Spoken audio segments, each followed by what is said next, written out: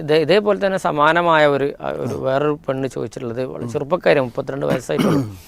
അപ്പോൾ അവൾ ഇതേപോലെ ഭർത്താവ് ഗൾഫിലാണ്, 2 വർഷം കൂടുമ്പോഴാണ് നാട്ടിലേക്ക് വരിക. 2 കുട്ടികളുണ്ട്. അപ്പോൾ വീടിൻ്റെ തൊട്ട് മുമ്പിൽ ഒരു ഷോപ്പുണ്ട്. ആ ഷോപ്പിൻ്റെ ഓണറെ ഇവൾ അങ്ങോട്ട് കാണും. എങ്ങനെയോ ഒരു 3 വർഷമായിട്ട് എന്തുണ്ട്, ഇയാൾ മനസ്സ് കുടുങ്ങിപ്പോയി. അയാളോട് എന്തോ ഒരു അറ്റാച്ച്മെൻറ്റ്. അയാൾക്ക് ഇങ്ങോട്ട് നോക്കുക, അയാൾ കണ്ടിട്ടൊന്നുമില്ല.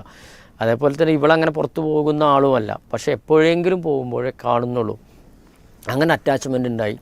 അങ്ങനെ പതുക്കെ അയാളുടെ നമ്പർ തേടി പിടിച്ച് അങ്ങോട്ടെത്തി, മെസ്സേജുകൾ കൈമാറി വിളിച്ചു. അപ്പോൾ ഒരു വേർപിരിയാൻ പറ്റാത്തൊരു ബന്ധം ഈ സ്ത്രീക്ക്. എന്നിട്ട് റമദാൻ തുടങ്ങിയപ്പോൾ അയാൾ പറഞ്ഞു, നമുക്കിതൊന്നും ശരിയല്ല, പിന്നെ നമ്മൾ 2 കുടുംബങ്ങളാണ്, കുട്ടികളുണ്ട്, എല്ലാം നശിച്ചു പോകും. അപ്പോൾ ഇവളെന്നെ പറയാം, എനിക്കറിയാം. നമ്മളെ ചോദ്യത്തിൽ തന്നെ എന്താ വെച്ചാൽ ഈ സ്ത്രീ പറയാണ്, എനിക്കറിയാം ഇതൊക്കെ തെറ്റാണ്, ഇതൊരു ശൈത്താനിയത്താണ്. സൂറത്ത് 100 ഞാൻ പഠിച്ചിട്ടുണ്ട്. ഇപ്പോൾ റമദാനിലെ ഖുർആൻ പരീക്ഷയ്ക്ക് തയ്യാറാകാൻ എനിക്ക് സാധിക്കുന്നില്ല, ഖുർആൻ ഓതാൻ സാധിക്കുന്നില്ല, നോമ്പ് കൃത്യമായി ചെയ്യാൻ സാധിക്കുന്നില്ല. അപ്പോൾ അതിനൊരു പരിഹാരം കൂടി ഇപ്പോൾ ചോദിച്ചാൽ നമുക്ക് ഇതന്നെ പറയാനുള്ളത്. കാരണം ഈ ഒരു പുരുഷനിലേക്ക് ഒരു സ്ത്രീ ആകർഷിക്കപ്പെടാൻ എന്തെങ്കിലും ഒരു കാരണം ഉണ്ടാവും. ഒരു കാഴ്ചയായിരിക്കാം, ഒരു നോട്ടമായിരിക്കാം, ഒരു സംസാരമായിരിക്കാം.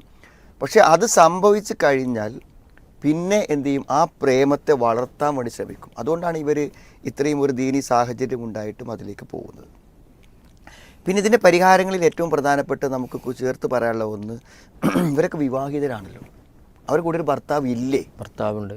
അയാളിൽ നിന്ന് കിട്ടാത്ത എന്താണ് ഇവരിൽ നിന്ന് കിട്ടാനുള്ളത്? ഇവർ പറയണത് എനിക്ക് ഭർത്താവിനേക്കാൾ ഒരു അടുപ്പം അതുണ്ടാവും, അതെല്ലാവർക്കും ഉണ്ടാവും. അതായത് വിഹിതങ്ങളിൽ തോന്നാത്ത ഒരു താല്പര്യം അവിഹിതങ്ങളിൽ ഉണ്ടാവും. കാരണം അവിടെ പിശാച് വർക്ക് ചെയ്യുന്നുണ്ടല്ലോ. നമുക്ക് എല്ലാ നിലക്കും അനുഭവിക്കാൻ പറ്റിയ ഒരാണ് അവിടെ ഉണ്ടായിട്ടും അയാൾക്ക് മെസ്സേജ് അയക്കാൻ തോന്നാത്ത, അയാളെ വിളിക്കാൻ തോന്നാത്ത ഒരു തോന്നൽ മറ്റൊരാൾ തോന്നുന്നത് അയാൾക്കൊരു പ്രത്യേകതയില്ല. അയാളൊരു അന്യപുരുഷനാണ്, ഒരു ഹറാമാണ് എന്ന നിലക്ക് പിശാച് എന്ത് ചെയ്യും, അതിലൊരു താല്പര്യം ജനിപ്പിക്കും. അത് മാത്രമാണ് ഇവിടെ നിലനിൽക്കുന്നത്.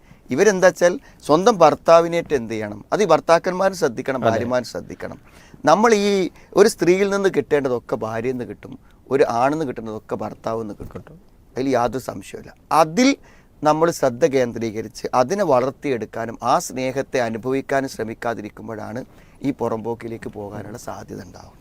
മറ്റുള്ളവരിൽ എന്തോ ഉണ്ട് എന്നല്ല. ഇപ്പൊ നബി സല്ലല്ലാഹു അലൈഹി വസല്ലം പറഞ്ഞു, നിനക്കുള്ളത് അവനുള്ളൂ അല്ലെങ്കിൽ അവക്കുള്ളൂ പറഞ്ഞു. ശരിക്കും ആപ്റ്റാണ്. പക്ഷെ അത് ആളുകൾക്ക് എന്താ വെച്ചാൽ ആകാര ഭംഗിയിൽ ചിലപ്പം വ്യത്യാസം ഉണ്ടാവും.